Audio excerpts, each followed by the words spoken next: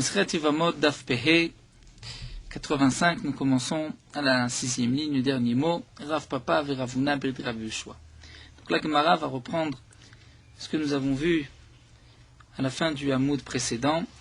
Quel est le din d'une fille Kohen? A-t-elle une interdiction de se marier avec un Kohen halal? Nous avons vu que un Kohen a une interdiction de se marier avec une halala, mais est-ce que une Kohenette, fille Kohen, a une interdiction de se marier avec un halal? Donc Rav Yuda nous a dit au nom de Rav qu'il n'y a pas d'interdiction. La Gemara continue. Rav Papa ve Ravuna brit Rav Yoshua eklu lehin tzivu. Rav Papa et Ravuna, le fils de Rav Yoshua, se trouvaient dans cette ville, lehin tzivu, ou les Shechin tzivu d'après le bar. La trait de Rav Idi bar Avin dans la ville de Rav Idi bar Avin. Baominayu, ils lui ont posé la question suivante. Uzaruk sherot linasele psuli molo. Est-ce que une bat Kohen kasher a une interdiction de se marier avec un Kohen halal? Amar le Rav Papa leur a répondu, Tanitua, nous avons enseigné, c'est une Mishnah dans Masechet Kiddushin. La Mishnah nous enseigne qu'Asara Yursin Alumi Babel. Il y a eu, parmi les Bnei Israël qui sont montés de l'exil de Babel à l'époque de Ezra, il y avait Asara Yursin, c'est-à-dire il y avait 10 groupes différents dans le clan d'Israël. On peut diviser le clan d'Israël en 10. Et la Mishnah va nous enseigner qui a le droit de se marier avec qui. Donc nous avons Kohanim, Léviim et Israélim. C'est le clan d'Israël en général, formé de Kohen, Lévi, Israël. Donc c'est déjà 3 groupes. Et nous avons aussi les Halalim. Un Kohen Halal, donc le Kohen qui est né d'un père Kohen et d'une mère divorcée, ou d'un père Kohen d'une mère Halala, ou d'un père Kohen Gadol marié avec une almana, avec une veuve. Les enfants sont halalim, ça c'est un autre groupe, donc le halal n'est pas Kohen. Gerim, les convertis, vecharurim, les esclaves qui ont été affranchis, qui ont aussi un statut de gerim, ou mamzerim, un mamzer, un enfant légitime, netinim, nous avons vu que c'était le peuple des Givonim qui s'était converti à l'époque de Yehoshua, qui avait trompé Yehoshua, et Yehoshua les avait déclarés comme esclaves, ils devaient épuiser de l'eau, couper du bois, et il y a une interdiction de se marier avec eux, et comme nous l'avons vu dans la Gemara, c'était David qui a été gozer alem, donc il y avait Moshe, Yehoshua, David qui avait interdit. Nous avons aussi un autre groupe, Shtuki, c'est-à-dire un enfant, où lorsqu'il appelle son père, il appelle un homme son père, la mère le fait taire. Donc on ne sait pas qui est le père de cet enfant. Il y a un safek, c'est peut-être un mamzer. C'est un safek mamzer, mais ça forme un groupe à part. Va à Soufi. À Soufi, c'est un enfant qui a été trouvé dans la rue. On ne sait pas non plus quel est son statut. Donc là, nous avons 10 groupes. Et la Mishnah nous enseigne Kohanim, Léviim, Israël, Mutarim, Lavozé, Bazé. Les Kohanim, Léviim, Israël ont le droit de se marier entre eux. Dans Léviim, Yisraélim et Halalim, Gerim, Chaourim, Mutarim, Lavozé, Bazé. Lévi, Israël, avec un Halal, avec des Gerim, des Chaourim, ont le droit de se marier entre eux. Un Kohen n'a pas le droit de se marier avec une convertie ou avec une servante qui a été affranchie. Un Kohen n'a pas le droit de se marier avec une Halala, mais Lévi, Israël ont le droit. Ensuite, Gerer, Charouré ou Mamzere, Netini, Shtuke, Vasoufé, Mutarim, Lavozé, Bazé. C'est 6 groupes, donc Gerim, Chaourim, l'esclave affranchi, Mamzerim, Netinim, Shtuki, Vasoufi ont le droit de se marier ensemble. Le Mamzer a le droit de se marier avec une guillorette, comme nous l'avons vu, puisqu'elle n'est pas appelée Kehal Hashem. Et donc, voici la preuve que nous rapporte Rav Papa. Vilu Kohanot lechalal lo katane. Pourtant, ce n'est pas marqué dans la Mishnah qu'une Kohenette a le droit de se marier avec un halal. C'est marqué que Léviim, Israélim et Halalim ont le droit de se marier ensemble. Mais Kohanim a été enlevé. On ne peut pas dire que les Kohanim ont le droit de se marier avec les Halalim. Mais pourquoi ce n'est pas marqué qu'une Kohenette a le droit de se marier avec un halal? Donc on voit, nous dit Rav Papa, qu'une Kohenette, une fille Kohen, n'a pas le droit de se marier avec un halal. Amarle Ravuna bir Rav Yoshua, mais Ravuna bir Rav Yoshua a dit, il n'y a pas de preuve de là-bas. Pourquoi? Parce que le Tana nous a enseigné ce qui est mutarim, la vose est basée, c'est-à-dire dans les deux sens. Dans tous les cas où les uns peuvent se marier, c'est-à-dire un groupe avec l'autre groupe, une personne du premier groupe peut se marier avec du deuxième groupe, ou ceux du deuxième groupe avec le premier, là c'est marqué Mutarim Lavose Basé. Mais Kohanot et Halal, on ne peut pas marquer Kohen et Halal. Parce que c'est vrai que Kohanot a un Halal, une fille Kohen peut se marier avec un Halal, mais le contraire, un Kohen avec une Halala ne peut pas se marier. Et donc Kohen, Kevan Dilou Baile Minsav Halal Sirele, lui le Kohen ne peut pas se marier avec une Halala, donc c'est pour cela que l'Okatane, le Tana ne l'a pas enseigné. Le Tana va enseigner dans le cas où on peut, dans tous les cas, dire le Kohen peut se marier avec Halala, un Kohanot avec Halal. Donc là on marque Zébazé. Mais si on doit préciser juste dans un cas précis, dire là c'est permis mais tout le reste est interdit, où il y a un cas interdit, là le Tana ne l'enseigne pas, donc nous n'avons pas de preuve d'après Ravuna, Berid et Rav Yoshua. À tous les Kamed et Ravidi Baravin, et lorsqu'ensuite ils se sont trouvés chez Ravidi, ils ont posé la question à Ravidi Baravin, Amar, lui il leur a dit Dardeke, vous êtes comme des enfants, puisque Achia Marabuda Amara, voici ce que Rabuda a dit au nom de Rav, le Zerou Kshirot Nase les Psulim, les Kshirot, dire une fille Kohen n'a pas d'interdiction de se marier avec un Pasoul, comme nous l'avons vu plus haut, et c'est la maskana de la Gemara, donc une Kohenet n'a pas d'interdiction de se marier avec un Halal. Là nous allons reprendre notre Mishnah. Dans la Mishnah, nous avons vu qu'il y avait les Shniot Midivre Sofrim, c'est-à-dire les femmes qui étaient seulement interdites Midirabanan, comme par exemple la mère de sa propre mère. Il y a une interdiction Midirabanan, ce n'est pas une interdiction Minatora, ça s'appelle Shniot Midivre Sofrim. Et là aussi, le Tana nous avait enseigné que parfois les Shniot Midivre Sofrim étaient permises au mari, mais interdites au Yabam, lorsque ce sont deux demi-frères, et que le mari était marié avec la grand-mère de son demi-frère, donc elle était permise au mari mais pas au Yabam, ou on peut imaginer le cas contraire, interdite au mari, permise au Yabam, ou interdite aux deux, ou permise aux deux, comme le Tana de la Mishnah nous l'avait enseigné. Et le Tana nous avait dit qu'elle n'a pas de Ktuba, ni de Perot, ni de Mezonot, c'est-à-dire que les Chachamim ont fait une Gzera, si un homme a épousé une femme qui lui est interdite par une interdiction Midi Rabanan, il doit la divorcer, mais elle ne recevra pas de Ktuba. Alors la Gemara nous dit Baou mine bene bere merav sheshat. Les habitants de Béré ont posé la question à Rav Sheshat. Shnia le Baal velo shnia le Yabam. Lorsque le Baal a transgressé, le mari a transgressé, et il s'est marié avec une Shnia, une femme qui lui était interdite Midi Rabanan. Mais elle n'est pas interdite à son demi-frère. Donc il a épousé sa grand-mère à lui, sa grand-mère maternelle, mais son demi-frère, qui n'est pas de la même mère, a le droit de se marier avec cette femme. Donc elle est interdite au mari, mais elle n'est pas interdite au Yabam. Donc si le mari décède, la grand-mère, donc qui était la femme de cet homme-là, peut se marier avec le frère. Si c'est ainsi, Yesh la Ktuba mi Yabam ou lo? A-t-elle droit à une Ktuba du Yabam ou pas? Il n'y a pas de Ktuba avec le mari, puisque le mari a une interdiction Midirabanan de se marier avec cette femme. Mais est-ce qu'il y a une Ktuba du Yabam? Puisque nous avons vu que Ktuba Tal Nirsebala Rishon, que lorsqu'un homme accomplit la mitzvah du Yiboum, la Ktuba de la Yebama, c'est des biens du premier mari, puisque le second, le Yabam, vient juste reprendre le mariage du premier. Donc la Ktuba, c'est sur les biens du premier. Puisque c'est sur les biens du premier, et que vis-à-vis du premier, elle n'a pas de Ktuba, donc là aussi, elle n'a pas de Ktuba. Odilma ou peut-être, puisqu'il y a une autre halakha.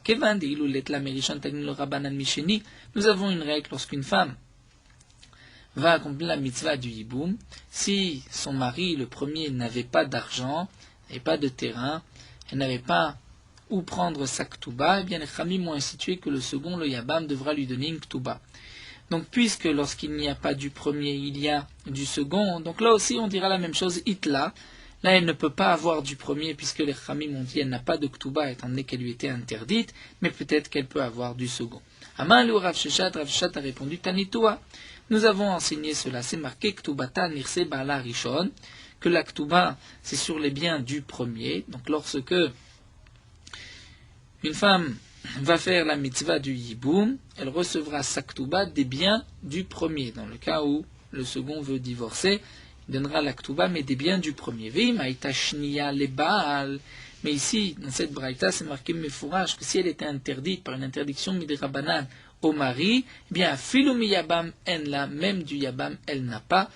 Donc on voit de là que dans ce cas précis où elle est interdite au mari, mais pas au yabam, puisqu'elle n'a pas de Ktuba du mari, elle n'a pas de Ktuba même du second. Alors la Gemara nous dit, c'est vrai, de cet enseignement de Rav Sheshat, on a répondu à la question des Bnei Béré. Donc il y avait une shnia mariée à un homme, elle est interdite à cet homme-là, elle n'a pas de Ktuba, même si elle accomplit la mitzvah du hiboum avec le frère qui ne lui est pas interdit, elle n'a pas non plus de Ktuba. Mais malgré tout, dans le Lachon de la Braïta qu'a rapporté Rav Sheshat, la Gemara va poser une question. Le Lachon de la Braïta est difficile. Pourquoi?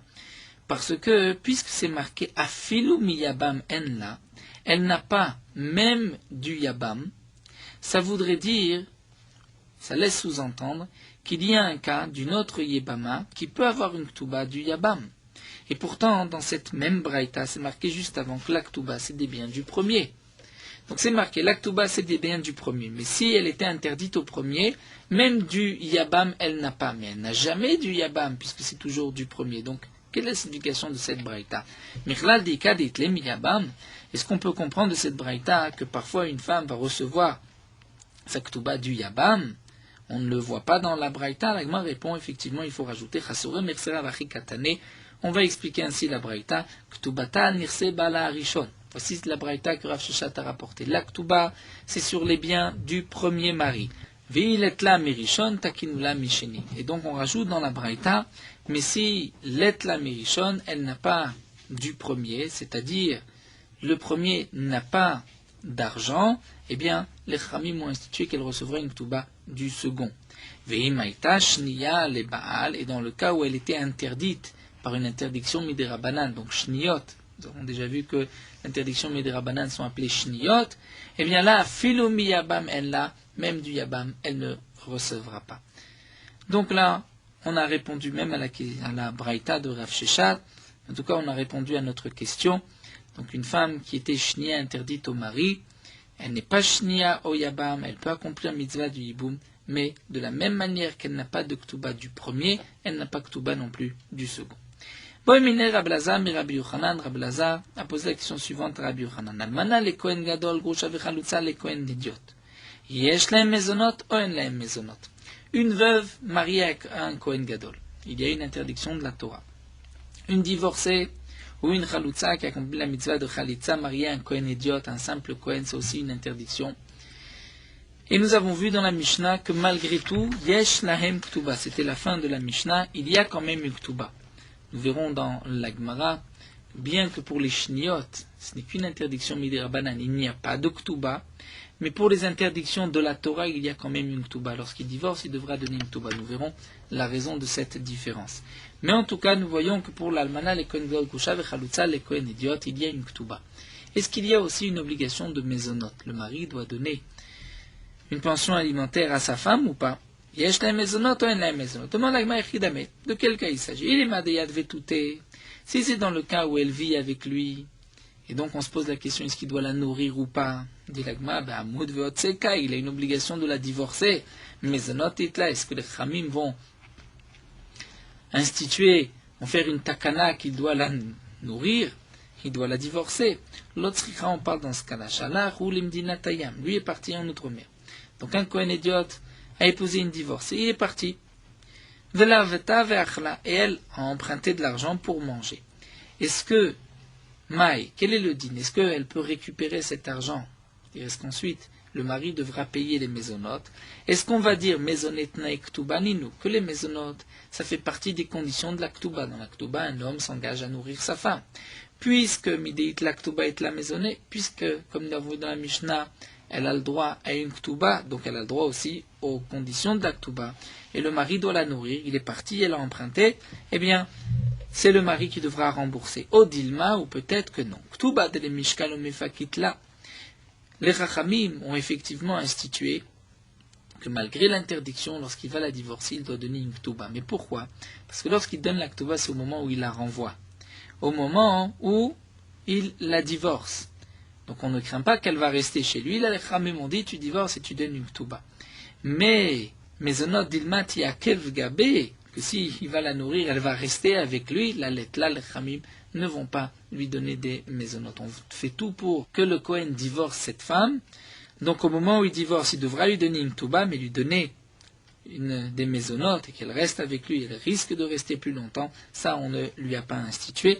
Donc c'est la question que Rabbi Lazar a posée à Rabbi Yochanan. Est-ce que pour une almana, une veuve, un Kohen Gadol, une divorcée, un Kohen idiot, bien qu'il y ait une Ktuba, est-ce qu'il y a aussi des Mezonot? De la même manière qu'il y a une Ktuba, est-ce qu'il y a aussi des Mezonot? Ou peut-être il n'y a pas de Mezonot. Amarle, il a répondu letla. Elle n'a pas de Mezonot. Ve'atania, pourtant demande la Gemara, c'est marqué Yeshla. Il y a une braïta qui dit qu'elle a des Mezonot. Mais répond qu'Itania il a Harmita. Ah bah c'est dans un autre cas, c'est quand le Kohen est mort. Lorsque le Kohen est mort, là, de la même manière qu'elle a une Ktuba, elle a les Tnaï Ktuba. Et puisque dans la Ktuba, le mari s'engage à nourrir sa femme même après son décès, tant qu'elle est veuve et qu'elle reste chez lui, il doit la nourrir, et que dans ce cas-là, elle ne risque pas de rester avec le Kohen puisqu'il est déjà mort. Donc là, on pourra lui donner des Mezonot. Et Amar, ou d'après une autre version, Amarle, Rabbi Yochanan avait répondu, Tania, nous avons une braïta qui dit Yeshla. Donc d'après cette autre version, c'est Rabbi Yochanan qui avait dit, mais elle a des Mezonot. Et la Gemara demande, Habe Amud Votsekae. Mais pourtant, il doit la renvoyer. Donc comment est-ce possible que les Khamim vont faire une takana qui doit lui donner des Mezonot alors que lui doit la divorcer? Et donc là, d'après cette version, Yochanan peut-être serait revenu sur Vela Tania, pourtant c'est marqué Yeshla qu'elle doit recevoir des Mezonot, et on répond qu'Itania il a Harmita. Ça c'est après la mort du Kohen. La Gemara continue, Tanu Rabbanan. Nous avons une braïta qui nous dit Almana le Kohen Gadol. Une veuve mariée à un Kohen Gadol. C'est une interdiction de la Torah. Grusha ve Chalutza le Kohen Idiot, une divorcée, une Chalutza, un Kohen Idiot, c'est aussi une interdiction de la Torah. Donc le Kohen a transgressé. Malgré tout, Yesh la Ktuba, il doit divorcer sa femme, mais il devra lui donner une Ktuba. Elle a aussi Perot, les fruits, elle pourra récupérer les fruits de ses biens, Nirsi Milou, que le mari a mangé. Mezonot, le mari devra la nourrir.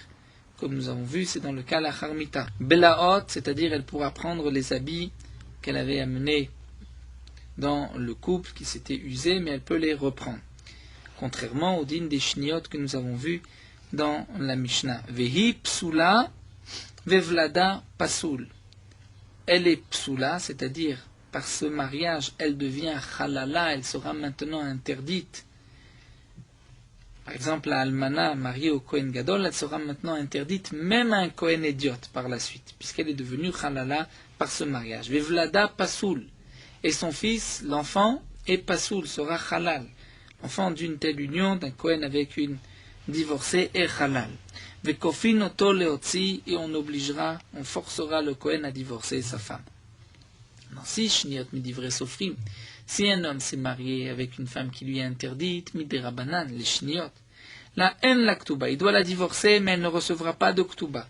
L'opérot, elle ne recevra pas les fruits que le mari a mangés. L'omezonot, elle ne recevra pas de nourriture. Velo blaot, elle ne pourra pas prendre ses habits. C'est comme nous verrons un knas que les chachamim ont fait. Vehi kshera, elle reste kshera, et elle ne sera pas par ce mariage interdite par la suite à un Kohen, puisque elle ne change pas de statut. Vevlada kacher, son fils, l'enfant sera aussi kacher. Il n'est pas mamzer, il n'est pas halal, puisqu'il n'est qu'une interdiction midrabanan, vekofin noto leotzi, et on l'obligera à divorcer. Amar Rabbi Shimon ben Elazar demande, mipnema amru almana le Kohen Gadol yesh la ktuba. Rabbi Shimon ben Elazar s'étonne, demande pourquoi on a dit qu'une veuve, un Kohen Gadol, a droit à une ktuba. Et Rabbi Shimon ben Elazar répond, mipnei shu pasoul vi psula. Étant donné que lui est pasoul, c'est-à-dire tant qu'il est marié, un Kohen est marié, Kohen Gadol marié avec une almana, il ne gardera pas ses fonctions, il est pasoul. Vei psula, elle aussi, elle devient psula, elle devient halala. Et donc, dit Rabbi Shimon Lazar, kol makom shu pasoul vei psula, dans tous les cas où lui est pasoul, elle aussi est psula, kansu oto, les chamim ont fait un knas, kansu oto ktuba, les chamim ont fait un knas, c'est-à-dire, ils expliquent Rachid, non pas qu'ils l'ont obligé de donner une ktuba, mais disons qu'ils n'ont pas fait de knas à la femme Ils n'ont pas dit que la femme ne recevra pas de Ktuba. Mais pourquoi on a dit que lorsqu'il y a un mariage interdit, Midi Rabbanan, là il n'y a pas de Ktuba. Donc c'est d'une certaine manière un knas que la femme ne recevra pas de Ktuba. Étant donné qu'avec des shniyot, lorsqu'il n'y a qu'une interdiction Midi Rabbanan, lui reste kasher, elle reste kshera. Donc il n'y a rien pour les séparer. Et donc, dans tous les cas où lui est kasher, elle est kshera, kansu otaktuba, nous explique Rashi, pour ne pas qu'elle reste chez lui, les chachamim ont institué qu'elle n'ait pas de ktuba, afin que le mari la laisse et la divorce. Donc, dans le premier cas, d'une almana avec un Kohen Gadol, puisque elle est psoula, lui est pasoul, nous explique Rashi, elle n'a aucune raison de rester mariée avec ce Kohen Gadol, puisqu'elle devient pasoul, par cela ses enfants seront psoulim. Donc, nous dit Rashi, puisque lui aussi est pasoul, donc il y a des disputes entre eux, et donc il va divorcer. Puisqu'il va divorcer, les Khamim m'ont dit c'est pas grave. On peut laisser l'aktuba, puisque de toutes les manières, on sait que ce mariage ne tiendra pas. Mais dans le cas de Shiniot, où il n'y a qu'une interdiction Midi Rabbanan, où là, ils peuvent rester longtemps ainsi, donc les Khamim ont fait un knas, on dit qu'elle ne recevra pas de ktuba, afin que le mari puisse rapidement la divorcer. Rabbi Omer, Rabbi donne une autre réponse. À la lou d'Ivret Torah, dans le premier cas d'une veuve à un Kohen Gadol, c'est une interdiction de la Torah. Eh bien, d'Ivret Torah, les d'Ivret Torah, on n'a pas besoin de les renforcer. Donc on peut laisser l'aktuba. Les gens vont faire attention, c'est-à-dire on ne craint pas que les gens vont négliger un Issour Torah, et donc un jour viendra où ce Kohen Gadol va divorcer de cette femme. Mais à la lou d'Ivret Sofrim, dans les interdictions de Shniot, ce n'est que Midi Rabbanan, d'Ivret Sofrim, Tzchim Chizouk. Et les paroles des Chachamim, il faut les renforcer, donc c'est pour cela que les Chachamim ont institué qu'elle n'a pas de Ktuba pour renforcer l'interdiction. Davar acher, autre explication. Zehu margila, vezohi margilato. Zehu margila. C'est-à-dire, comme la Gemara va nous expliquer, après Rabbi Shimon ben Elazar, dans le cas de la almana, avec un Kohen Gadol ou une divorcée et un Kohen idiote, c'est le mari qui pousse la femme à l'épouser, comme nous allons le voir, étant donné qu'elle-même perd dans ce mariage, donc elle ne veut pas se marier. C'est le mari qui va la pousser au mariage, et donc puisque c'est le mari qui la pousse au mariage, elle a le droit à une ktuba au moment du divorce. Alors que dans le cas des Shniot Midivre Sofrim, étant donné qu'elle ne perd rien, nous avons une règle, comme nous le rappelle Rashi, que une femme veut plus se marier qu'un homme. Yoter une femme veut plus se marier qu'un homme. Et donc, dans le cas de Shniot, c'est la femme qui pousse l'homme à se marier. Et donc là, on a fait un knas à la femme. Alors la Gemara demande d'avoir Herman Katanela. Quelle est l'explication de ce Davacher? Qui est-ce qui l'a enseigné? Et nous avons deux versions. Et Kadam, c'est Rabbi Shimon ben Lazar, Katanela. Donc Rabbi Shimon ben Lazar, qui avait donné déjà une première explication, c'est lui qui continue. Et Rabbi Shimon ben Lazar vient dire, ou Mata'am Ka'ama. Rabbi Shimon ben Lazar vient renforcer ses paroles, vient dire, Mata'am Amrou. Pourquoi on a dit que lorsque Hu Pasoul Vi Psoula? Donc nous avons vu deux raisons. Ou bien Rabbi Shimon ben Lazar ou Rebi. Comment comprendre cette différence? Pourquoi? Lorsqu'il y a une interdiction de la Torah à une veuve avec un Kohen Gadol, une divorcée, un Kohen Idiot, elle a une Ktuba, mais Shniot, elle n'a pas de Ktuba. Donc Rabbi Shimon ben Lazar a expliqué, parce que dans le premier cas, lui est Pasoul, elle est Psoula. Et donc là, d'après cette version, Rabbi Shimon ben Lazar vient s'expliquer. Et pourquoi, si lui est Pasoul et qu'elle est Psoula Kansuota Ktuba, pourquoi les Khamim ont fait un knas au mari, c'est-à-dire elle pourra garder sa Ktuba. Mais Pnei Shehu Margila, étant donné que c'est lui qui va pousser la femme au mariage, puisque elle va perdre, étant donné qu'elle devient psoula, et que ses enfants seront psoula, donc là, elle ne veut pas se marier, c'est le mari qui la pousse au mariage.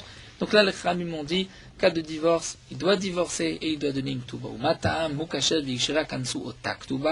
Et Rabbi Shimon Lazar continue, il dit, pourquoi dans le cas des Shniot, où lui est kasher, elle est l'ekshera, pourquoi les Khamim m'ont dit qu'elle n'a pas de ktuba, mais pnei shehi margilato, étant donné que c'est elle qui pousse à ce mariage, puisqu'elle ne perd rien, donc elle veut se marier, Donc on sait que c'est elle qui a plus encouragé le mariage, elle a perdu sa Ktuba. Et Kade Amre, après une autre version, c'est Rebi Katanla, c'est Rebi qui rajoute ce Davar Acher.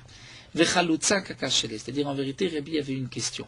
C'est que dans la première explication de Rebi, que Kohen Gadol avec une almana ou Grusha, avec un Kohen Idiot, là il y a une interdiction de la Torah, et donc on n'a pas besoin de renforcer, alors que Shniyot, c'est Midivre Sofri, Midirabanan, il faut renforcer. Rebi avait une question, c'est que c'est marqué Grusha Vechalutza. Et la Chalutza, une femme qui a fait Chalitza n'est interdite à un simple Kohen que Midirabanan.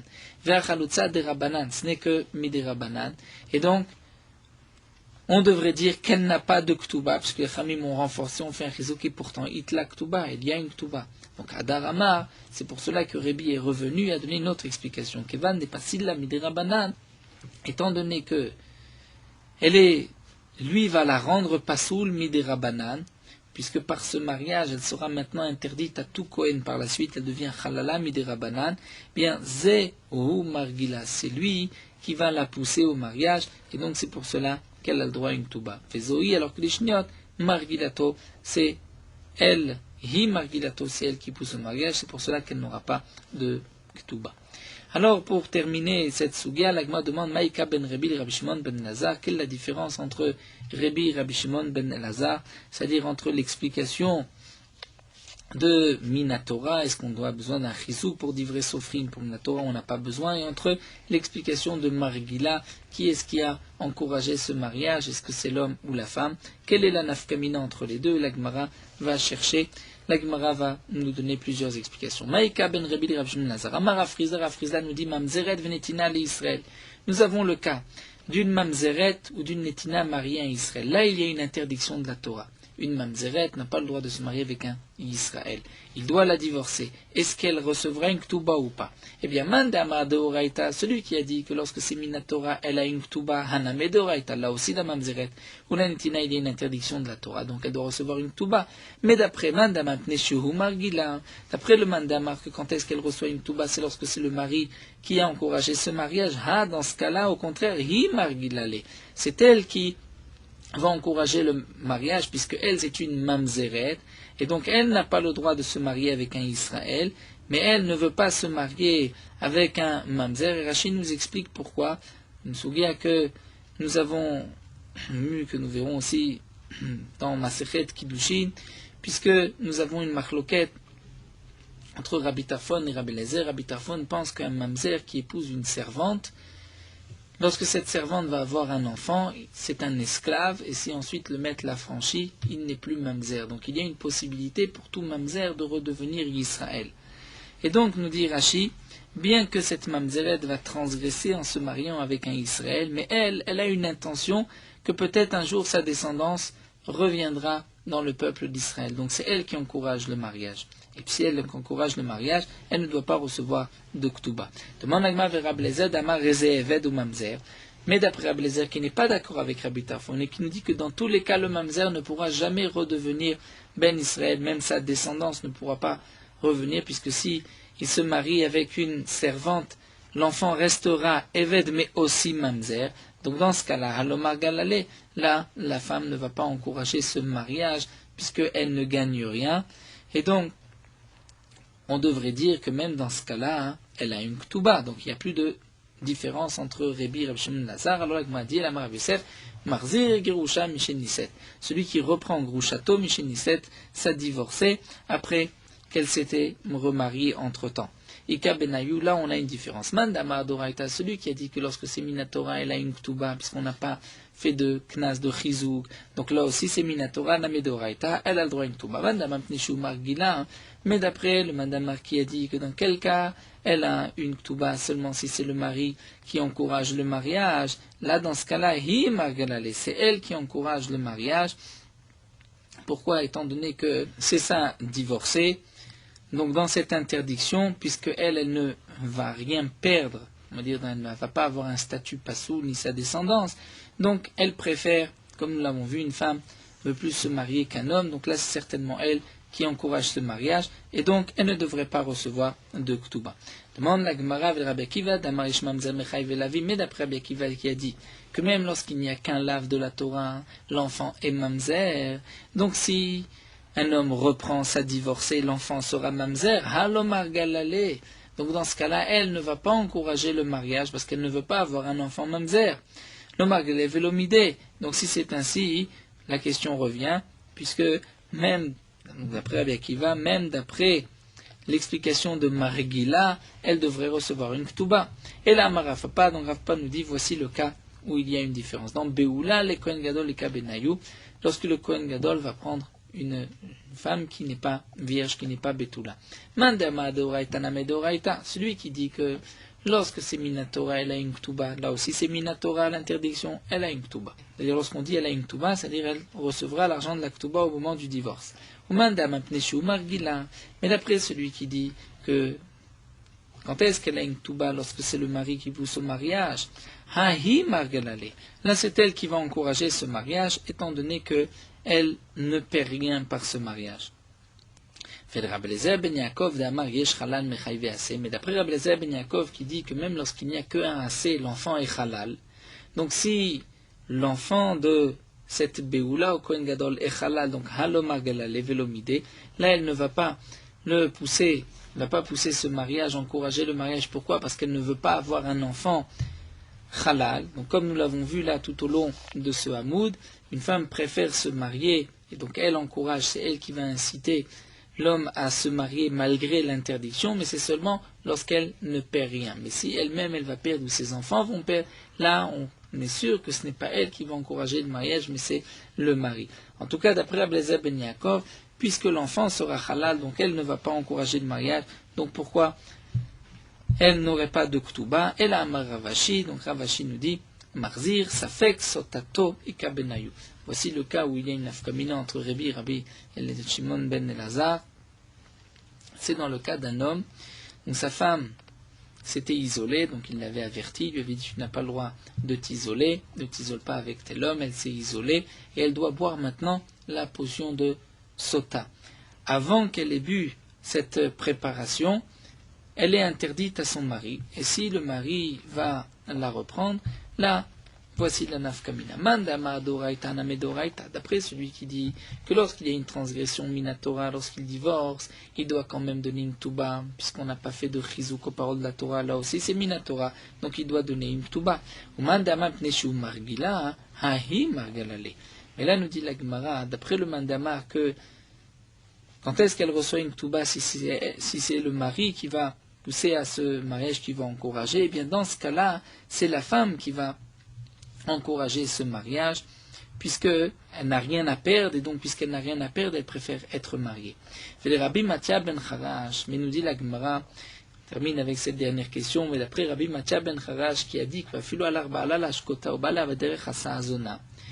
Matia ben Charash pense que si en chemin, lorsque le mari a pris sa femme pour monter au Beth Amikdash devant le Kohen pour lui faire boire cette préparation, si pendant le chemin où il a une interdiction de rester marié avec elle, d'avoir une relation avec elle, si le mari a une relation avec sa femme, eh bien elle devient une zona, c'est-à-dire elle transgresse l'interdiction de la Torah, elle sera à partir de maintenant interdite à un Kohen. Donc même si ensuite le mari décède, elle sera interdite à un Kohen.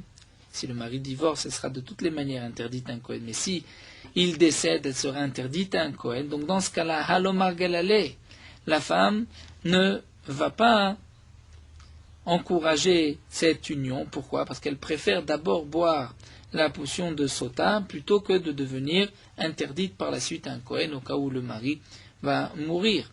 Et donc dans ce cas-là, on ne retrouve toujours pas de nafkamina puisque on devrait dire qu'elle a toujours une tuba. Elle a Amar Baravashi, donc on termine, voici la nafkamina, nous dit Mar Baravashi dans une Sota Vadaï Kabenayou, c'est-à-dire lorsque un homme sait, il y a des témoins, il sait que sa femme l'a trompé, c'est une échétige qui a commis un adultère, elle est interdite à son mari, on la prend d'un pasouk, et donc si ensuite cet homme reprend cette femme, donc d'après le man de Amar, que lorsqu'il y a une interdiction minatora, elle reçoit quand même une ktuba, donc là il y a une interdiction de la Torah, elle recevra sa ktuba, mais d'après l'autre man de Amar, que tout dépend qui est-ce qui encourage ce mariage. Ici, c'est elle qui encourage le mariage, étant donné qu'elle n'a rien à perdre avec son mari, elle ne devient pas plus psoula, ses enfants ne seront pas plus interdits si elle reste avec son mari. Et donc, puisqu'elle veut plus se marier que l'homme, c'est elle qui encourage ce mariage, et donc elle n'a pas le droit à une ktuba, et c'est la maskana de la Gemara, voici donc la marloquette, là où nous avons une différence entre Rabbi et Rabbi Shimon ben Elazar. Là, nous allons nous arrêter ici. Nous reprendrons Bezrat. Merot halacha daf pehe. Lorsqu'on s'enveloppe du tzitzit à un moment où on ne peut pas dire la bénédiction, comme par exemple lorsque on a besoin d'aller aux toilettes ou que les mains ne sont pas propres, ou si on se trouve dans un endroit qui n'est pas propre, on s'enveloppera du talit sans bénédiction. Lorsque on pourra par la suite dire la beracha, donc il faudra toucher les tzitziot et faire à ce moment-là la bracha. Le fait de toucher les tzitziot, c'est comme si maintenant on s'enveloppait du talit. De même, si quelqu'un va mettre son talit avant le lever du jour, étant donné que ce n'est pas encore le moment de la mitzvah, il ne faut pas dire de beracha.